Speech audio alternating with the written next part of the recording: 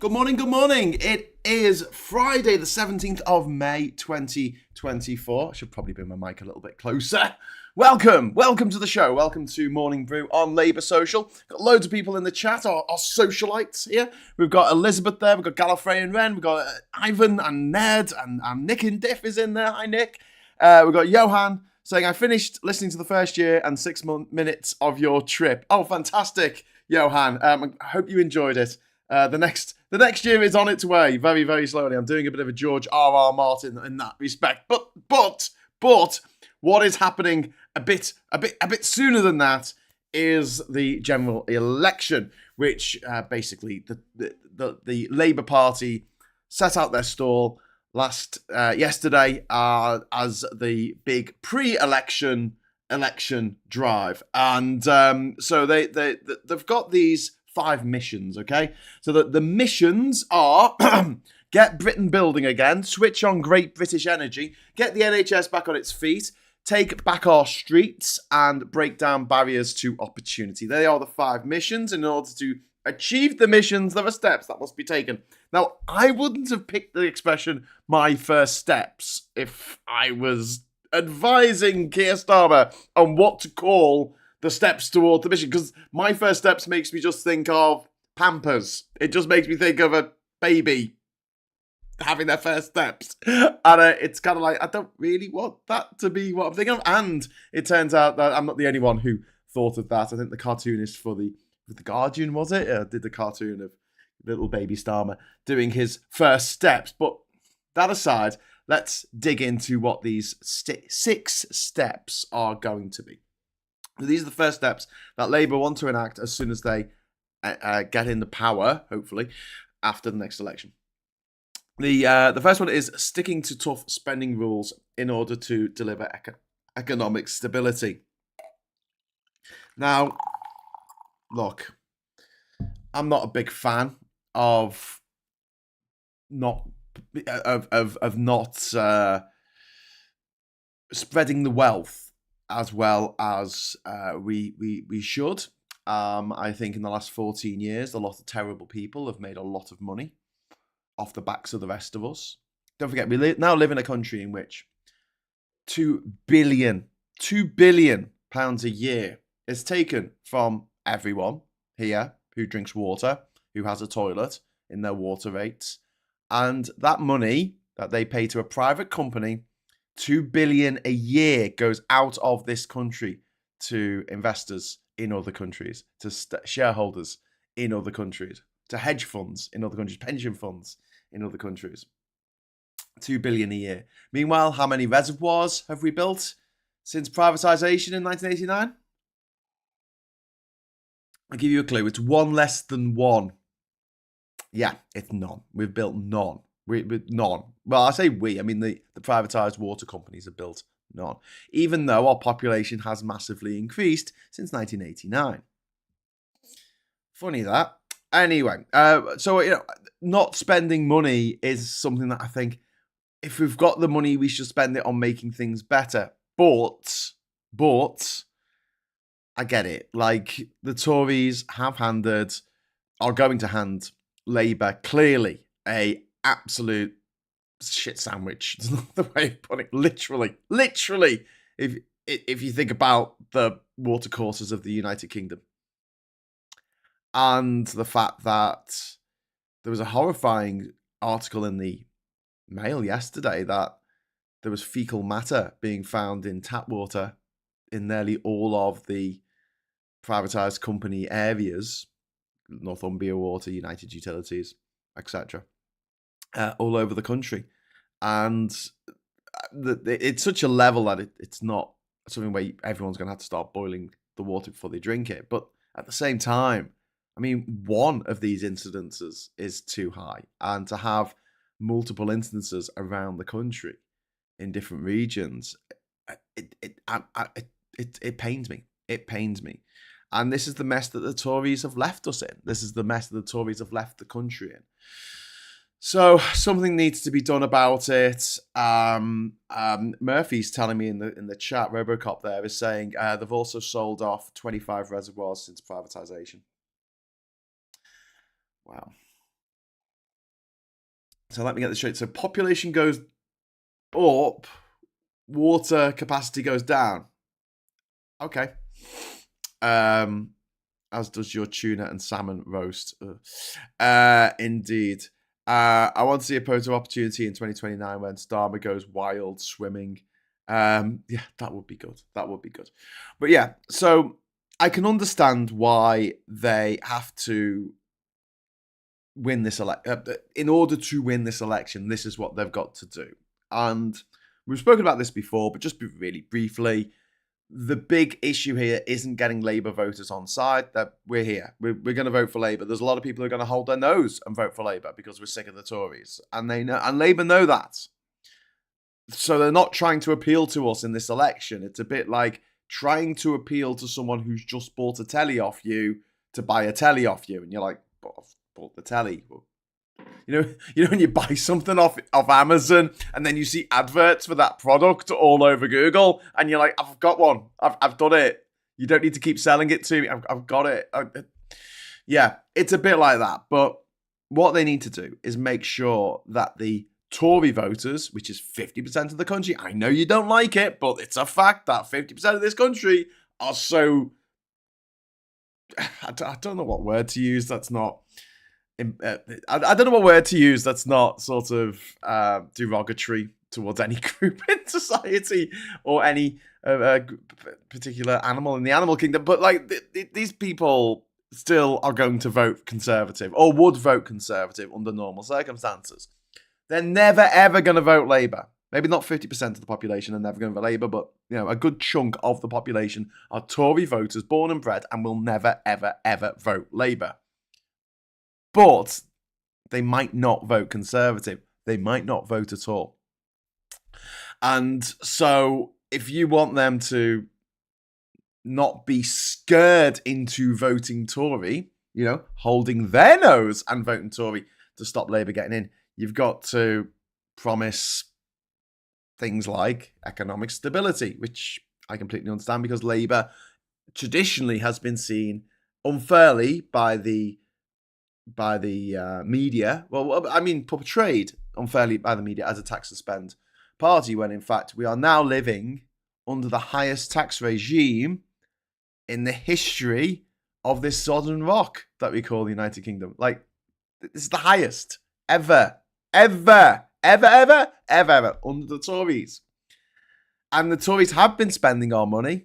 They've been spending it on their mates. And also, they've been spending it servicing our massive debts that they have accrued. They're not spending it on youth services. And that absolute horror show, Miriam Cates, yesterday was like, oh, well, since 2010, the levels of mental illness and depression have gone through the roof. And I'm like, yeah. And she's blaming the internet. I'm like, pretty sure the internet was around for about 15 years before then. But yeah. Definitely since 2010, that's been the problem. Funny, what else happened in 2010? Does anyone remember? Yeah, I do. So second step is, which chimes in exactly with the mission statements, setting up Great British Energy, a publicly owned clean power energy company, and this is vital. I would go so far as to say this is Labour's best idea and also their most crucial idea. This is something that I feel like people from all over the political spectrum can get behind because it means that we create our own power. So even the most hawkish, nativist, right-wing, I don't like things from any other country, I only eat white bread and chips type person can get along with because we're creating our own energy. It's our energy that we create for ourselves, and wouldn't that be awesome? It can be plucked from the air, plucked from the sunshine, and transported at the speed of light into your car, or your cooker, or your what's it called? The heat pump. Your electric heat pump. Keeping your house nice and toasty warm. Which I don't know if they work very well in Victorian houses, but, give it a go. Right, the third one is cutting NHS waiting lists by providing 40,000 more appointments each week. funded by, and this is the important bit, tackling tax avoidance and non-dom loopholes. And this is how Labour are going to do this. And it is a great line of when people say, "Oh, but Labour want to spend money," and they're like, "Yeah, but they're not going to raise taxes." Oh, well, how can you spend more money if you don't raise more? If you don't raise taxes? Well, you apply the law to the taxes that already exist. How about that? How about like just applying the law and closing the loopholes, which would generate billions of pounds for the rest of us? Brilliant. Absolutely that needs to be done. 40,000 more appointments each week. The waiting list at the moment, the waiting list on the NHS are absolutely horrific. Horrific. There was a guy yesterday who spoke at the Labour event who was supposed to, he was diagnosed with terminal cancer in the end, and he was made to wait 3 months to get that diagnosis with terminal cancer. I mean, if he'd been diagnosed earlier and started to be treated earlier, he could have doubled his expected lifespan. Or to put it another way, because of Tory incompetence and cruelty and sadism, this guy's life expectancy has been halved.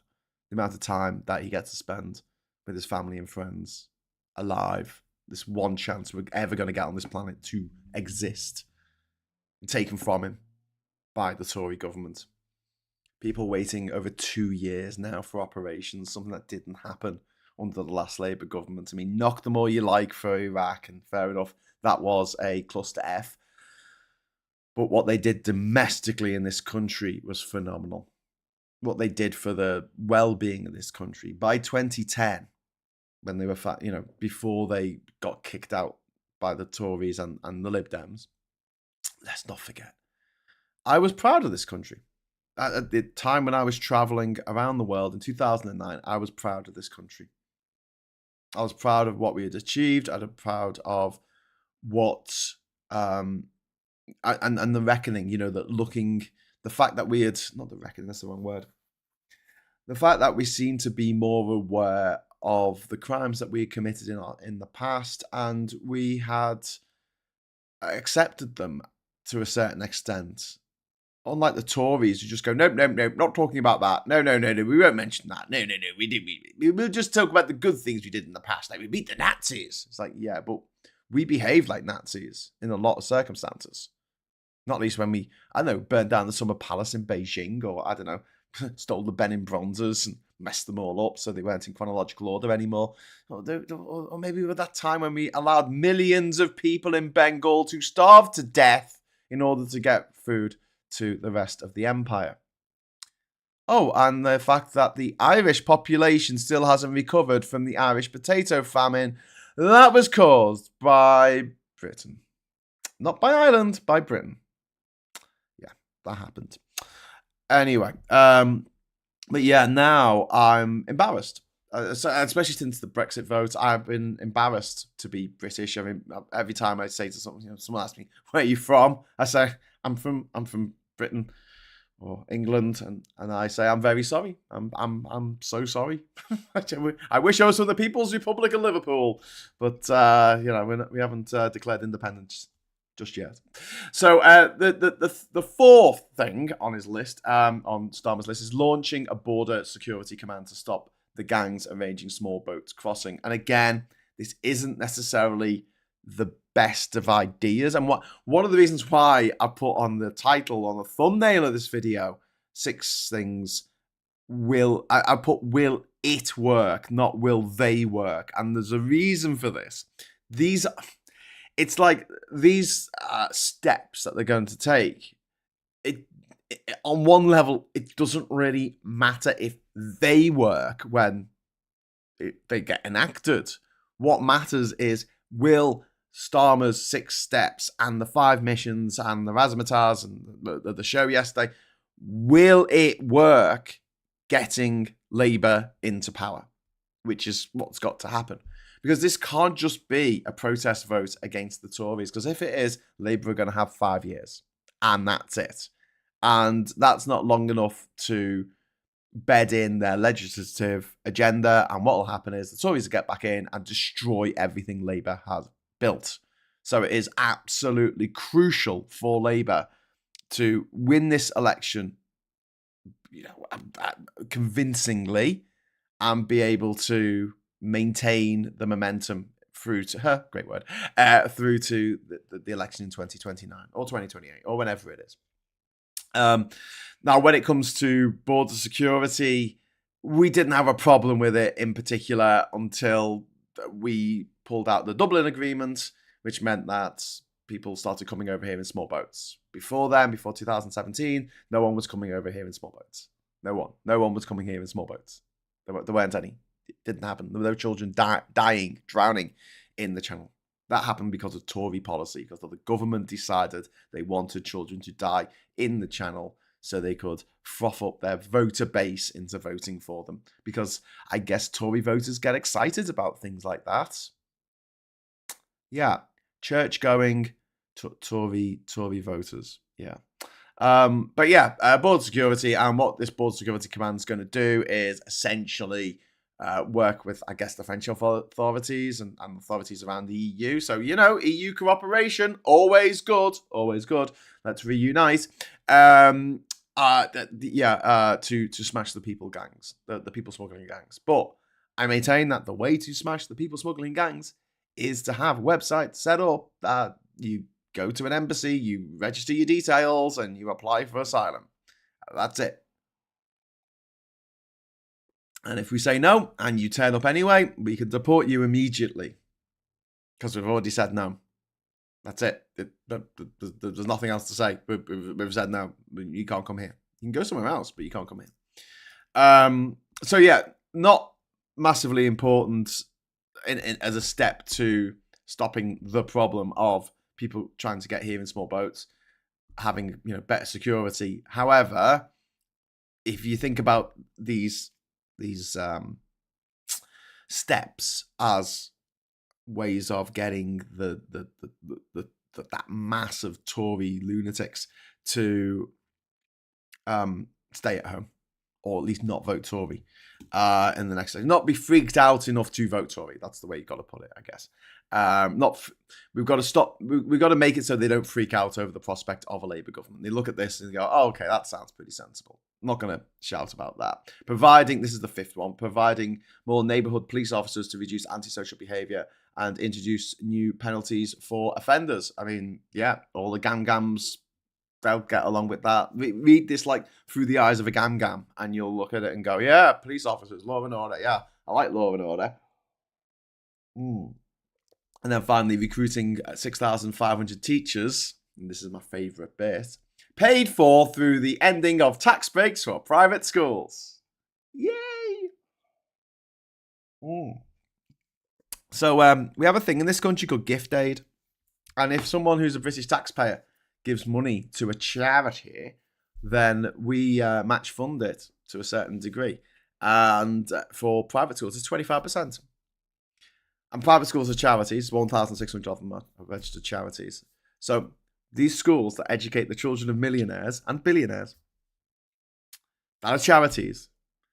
If one of their billionaire parents wants to drop £100,000 on their school, on their kid's school, or their old school, you, the taxpayer, me, the taxpayer, we pay £25,000 gift aid to the children of millionaires. I can't stress this enough. To the children of millionaires. And don't at me about bursaries and scholarships.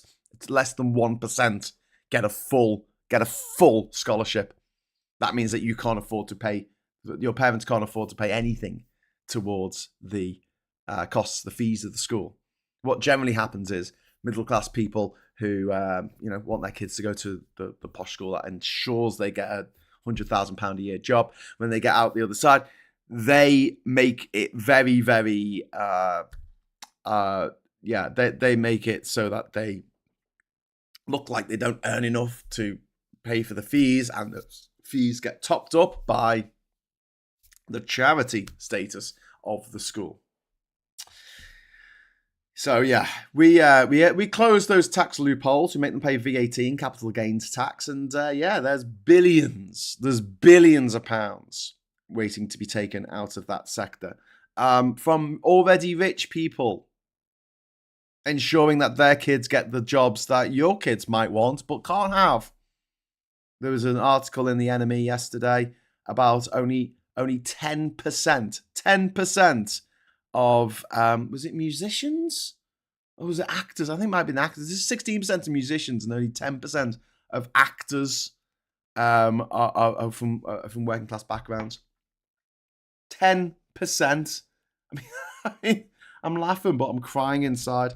I'm just gonna check that because I want to make sure that it was actors. I will have a quick way of being able to, well, if the internet would hurry up. Yeah. Working class people make up less than 10% of film and TV workers, not actors, workers. The number only rises to 16% in the music and performing arts sector. My God, that is just... Yeah, so obviously I picked up this story and I shared it along with the link to privateschoolmafia.com, which currently stands... I'm scrolling. I'm only up to D. I'm going to have to grab the handle at the end and bring it all the way to the bottom. Wow. Should we do this together? I'll tell you what. I'll put that there. And, oh, what's happened here? I've got tomorrow's papers today, or today's papers tomorrow. I've got that up, and that's not what I want. Okay, so what was I going to do? I got a super chat from Ivan, another one. Thank you, Ivan. Ivan was very, very generous on Wednesday. Thank you so much for the super chat. Grant Shapps dismissed the fact of an disabled elderly man of 89 years old not getting the care he needs. He was asked about new Tory spending cuts. 89 years old not getting the support. The Tories are turning us into a developing nation. That's their plan. That's their plot. They are disaster capitalists and we are their disaster. But yeah, just to head over to the private school mafia, which hasn't appeared because why would things just work? Here we go. So public life in the UK is also dominated by the privately educated. Don't believe me? Check out the list below. And then there's this disclaimer here, which basically explains that this is not intended as a list of awful people. Some very good friends of mine were privately educated, and so were some of my all-time heroes like Rick Bale and Aid Edmondson, etc. Fun fact, pretty much all the top Brexiters attended private school. Fun. And here's the list, okay? This is the list of people in the public eye in the UK. There's a couple of people who aren't from the UK, but mostly from the UK. Alex Sharma's in there, Andy York. We've got Anthony Sheldon. And we're Barry Gardner there in Labour. Banksy is in there. Robin Gunningham. We're only up to B. Okay, I just wanted to show you this. I'm just going to scroll and scroll and scroll. These are the people in the public eye. These are the people you see on TV every day. These are the people in Parliament. These are the people, top judges, lawyers, people with money. This is basically it. And the school they went to, LBC presenters, Matthew Stanland's there. We've got Nick. Look at all the Nicks. We've got Nick Abbott, Nick Candy, Nick Carter, Nick Clegg, Nick Drake, Nick Ferrari, Nick Griffin, Nick Griffin went to a private school. They can got everyone who's allowed on TV. Nigel Planer and out the young ones, private school. And then we've got obviously princes and princesses. We've got lots of people called Richard. We're only up to the S's. I mean, we've still got so many to go. I mean, come on. Have I made my point? Look at this. Showing 1,088 names. And it's still not a full list. There's still names to add on. I added Martin Clunes this morning. Seriously, the number of people is outrageous. And I'm going to be talking, the reason why I just took you over to that is I'm going to be talking to Terry Christian from The Words, one of my favourite Manx, on Monday at 8 o'clock. And we're going to be specifically talking about the private school mafia in the media and the fact that it is so difficult to get anywhere in British public life unless you went to a posh school. I mean, like a fee-paying school. And it shows to me more than anything else that social mobility in this country is dead. So when people go, "Oh my God, they're going to tax the private schools," I'm like, yes, tax them, squeeze them till the pips squeak. That's what I'd like to see. Anyway, that is what I'd like to see.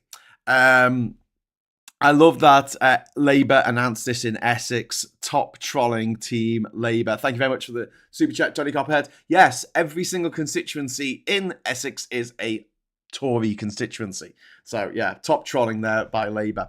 I'm just going to jump into the chat and then we're going to have a look at the papers quickly.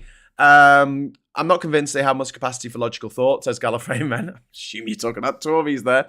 Christopher says, to be honest, I'd rather we outsource decisions on asylum to a UNHCR program, which would then suitably allocate successful candidates to suitable countries. That is a brilliant idea, Christopher. And when we start the How We Fix Britain podcast show next week, please join in and add that idea, because that is a fantastic idea. The match funding is the tax the gift aider would have paid. That's why it's set at the level it is. It shouldn't apply to private schools, though. That's from Scott Walton. Labour winning the general election is a given. The question is, get the Tories out, then what? Make no mistake, any Brexit solution that doesn't involve at least a single market, EEA, is a continued hard Brexit. Without PR, Tories will be back on 37%. Yeah, I know. What I'll say about this list of first steps, they're not the first steps that I would take, but then I've always been, let's do the show right here. Let's just get on with this. I don't have time for fanning around. Life's too short. I'll be, pushing for PR, both PRs, proportional representation, but also press reform. And actually, I think the first thing that Labour need to do when they get into power is press reform. And there's nothing saying they're not going to do that. So with any luck, we will start seeing press reform pretty quickly once Labour's in. And Duke saying, no, majority for Labour. All Tories stroke reform needs is a few percent to them, around 4.5%. Then they could ally with each other and we would be back where we started. No minority. Lucy said, can we flood private schools with state school kids? Yeah, that's what I think. That they should all be made state schools. That's it. They are made state schools and have a catchment area. So the catchment area of Eton will be Slough. Good. That's it. You've got the comprehensive. You take the kids in the area. Actually, we need to think about how we work out the catchment areas for schools, because you have two problems basically. If you have the catchment area that's too small, that's just like a small area, then you risk bringing up the house prices in that area because the rich parents move into that area to get you into the good school. If you make the catchment area too big and you make it encompass an entire city, then you get a situation where people apply for the good school, and the second best school and the third best school ends up, the law of diminishing returns, where people try really hard to get their kids into the good school from anywhere in the city. But I would prefer the second thing, because at least you'd have a shot at that.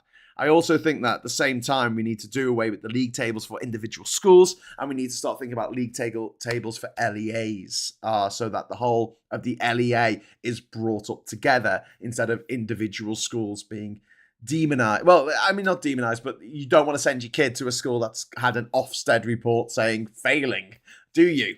No, of course you don't. But anyway, this is a topic for another day when we really get into it. Nick and Diff, my other half, works for a very big name film TV production company, and they are very much not privately educated. Neither is their boss from Welsh Wales. Oh, Nick, can you get me in touch with them then so I can get a job? Murphy says, UK is not a rich country, it's a poor country with some very rich people living in it. Very good point, Murphy. Very, very good point. Even we've got Plumduff saying, well said, Murphy. Yes, I echo Plumduff's sentiment there. Anthony Worrell Thompson, school, King School occupation, shoplifter, lol. Well, he did. He got done for shoplifting, didn't he? I think I've got like Trump down as just sex offender. And I can't remember if I changed it, but for a while I had Lawrence Fox down as Billy Piper's ex-husband. When did we have kindness? Yeah. would be nice. Yeah. I just want kindness back, says Plum Duff. Yeah. I just want basic decency. That would be nice. And there's a few things that could happen. I mean, we're in a bit of a sliding doors moment in history. We can go one way, we can go another. We can either go towards a Labour government, another Biden administration, pushing towards a greener future where the things like kindness and decency are made a thing again. Trump gets put in jail for his numerous crimes.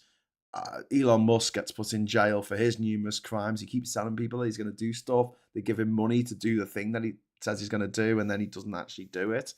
And when it's, a few $100, that's not great. But when it's billions of dollars, that's criminal. Absolutely criminal. His company, Tesla, is absolutely massively overvalued, criminally overvalued. It's ridiculous how much it's overvalued.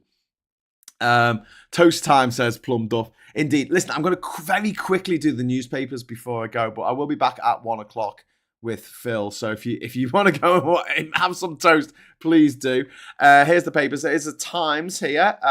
Beta bed blocker crisis means extra NHS cash wasted. So this is putting the blame of bosses take some of blame for stranded patients. This is management in hospitals and things. But I mean, the reality is that the NHS has been starved of funding for years. And what do you expect?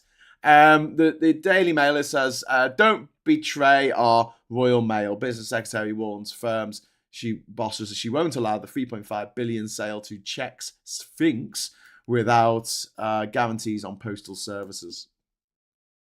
Yeah, it's going to get sold off, innit? There's a picture of Keir Starmer there at the launch yesterday. Ministers were warned in 2021 about carer scandal. This is the way they're going after carers who look after their own family, which is an absolute, like I say, it's an absolute bloody scandal. The government have known for years about the flaws that plague the payment system to carers. Now, when my dad was diagnosed with dementia, I came. Oh, hang on. Oh, that's not good, is it? Oi! You're seeing all my internets. You're seeing how it all works. You're not supposed to see this. When my dad was diagnosed with dementia in 2016, great year.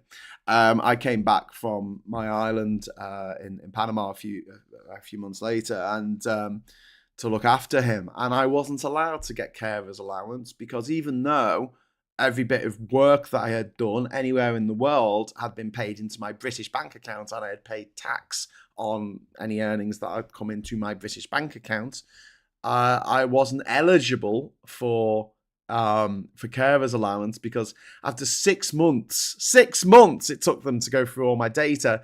They found that basically I was 1 week. I spent 1 week too much in other countries in the previous X many years, and so I couldn't have any carer's allowance whatsoever to look after my dad. And this is a really sad story here in the Metro. This is about Delpha, the plumbing service. It turns out that they were taking the piss. And then we got the youngest organ donor family, 10 years after losing his twin as a baby. Noah holds his sister. So that's a public interest story, I guess. What do they call it? Happy story. Be warned, taxes will go up under Labour, says Hunt. This is interesting because you've got the Daily Express and there's another newspaper saying, the Tory graph here. Labour tax rises as sure as night follows day. So basically, Labour have their big launch. If it was the Tories having a big launch, that would be on the front cover of the Express and of the Telegraph. But no, what's on the front cover? Hunt saying that Labour mean tax rises. Yeah. And then the eye there with the UK's toxic water, illegal sewage, parasites in taps, and higher bills on the way. My God, Tory Britain.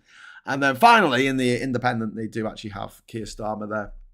Starmer dons his boots in election battleground. So there you go. He had the CEO of Boots with him. and the ever sensible Financial Times there. with Keir Starmer on the front, holding up his little card with his 6 first steps on it, which is reminiscent of Tony Blair in 1997, who also had a little card with stuff. Jeremy Hunt is correct. Taxes will go up for the super rich. Well, no, they won't. They just close the loopholes. The taxes will remain exactly the same as they always were. They will just close the loopholes. So I'd love to read through everyone's messages. Andrew Ray there, I just cancelled my knee replacement operation, but paid for the NHS, but in a private hospital after finding the USA ownership hidden in shell companies. I insisted it done in an NHS hospital with more delays. My God, Andrew, that's not fun though, is it? Having a sore knee. I'm sorry to hear that. And then, Czech Sphinx, Darren Kretsinski part owns West Ham. He isn't involved with the football club, only in it to make money. Not a good sign for Royal Mail. We're selling off the country's silver. That's what the Tories do. They sell everything off. People still go on about Gordon Brown selling off some gold 20 odd years ago. Yeah. What about the Tories selling off things, assets that were actually worth something, like our water and our electricity and our train services and our postal services? Just what? Anyway, the same boots who are closing stores up and down the country, yeah, says Nick and Diff. Yeah, indeed. Hunt is a turnip. Am I stupid, or can this help fight against privatisation? I don't know. It's a bit of a weird one, that, actually. For reading that in the Mail saying, oh, watch out, privatisation's coming. You know, privatisation, don't betray our Royal Mail. Well, like the water companies were betrayed. Well, the water provider, utilities, the utilities were betrayed when someone bought them in monopoly. Right, so I'm going to head off now because I'm well over time. I'll leave you in the capable hands of James O'Brien if you're still listening to him. I don't know if you are, because you know the whole thing with Sakita